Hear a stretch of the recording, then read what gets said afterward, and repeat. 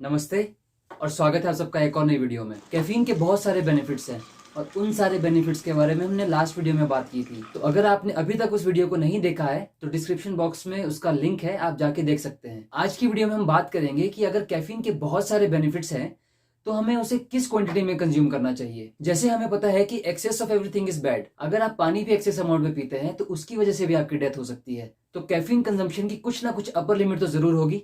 आज हम उसी के बारे में बात करेंगे। तो बिना टाइम वेस्ट किए let's start the video. So caffeine naturally present होता है कॉफी और चाय में। इसी के साथ कैफीन को frequently energy drinks, cold drinks और वेट लॉस सप्लीमेंट्स में भी यूज किया जाता है। हम में से ज्यादातर लोग हर रोज किसी ना किसी फॉर्म में कैफिनेटेड ड्रिंक पीते हैं। जैसे मुझे चाय बहुत पसंद है तो मैं चाय के 2 कप हर रोज पीता हूँ, एक सुबह उठने के बाद और दूसरा दोपहर में। सो कैफीन सेफ्टी एक रिलेटिव टर्म है। ये आपके कैफीन डोज और हेल्थ पर डिपेंड करता है कि आप कितनी कैफीन कंज्यूम करने के बाद भी कोई भी साइड इफेक्ट महसूस नहीं करेंगे। कुछ लोग ढेरों कॉफी के कप पीने के बाद भी कोई अनवांटेड सिम्टम शो नहीं करते, और वहीं दूसरी ओर कुछ लोगों का 1 कप कॉफी पीने से ही ब्लड प्रेशर बढ़ जाता है, नींद पे इफेक्ट पड़ता है, हेडेक होने लगता है और भी बहुत कुछ। सरप्राइजिंगली इस तरह के सिम्टम्स उन लोगों में भी देखे गए हैं जो कि कैफीन छोड़ने की कोशिश कर रहे हैं। और जो लोग कैफीन छोड़ने की कोशिश कर रहे हैं उन्हें इन सारे सिम्टम्स के साथ साथ स्लीपीनेस और मसल स्टिफनेस जैसे सिम्टम्स का भी सामना करना पड़ता है। So how much caffeine is too much before you start to feel the side effects of it.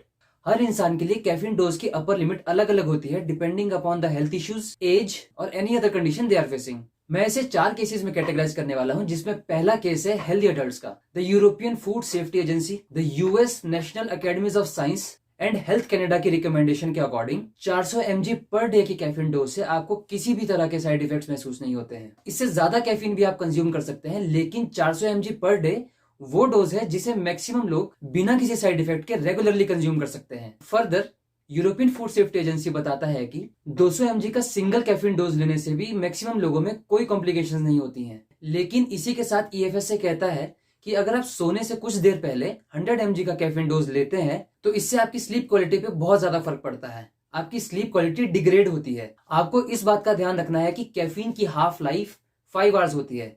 तो अगर आपने अभी कैफीन को कंज्यूम किया है तो वो आपकी ब्लड स्ट्रीम में लगभग 10 घंटे तक रहेगी। अब सेकंड केस है प्रेग्नेंट या फिर ब्रेस्ट फीडिंग वुमेन का।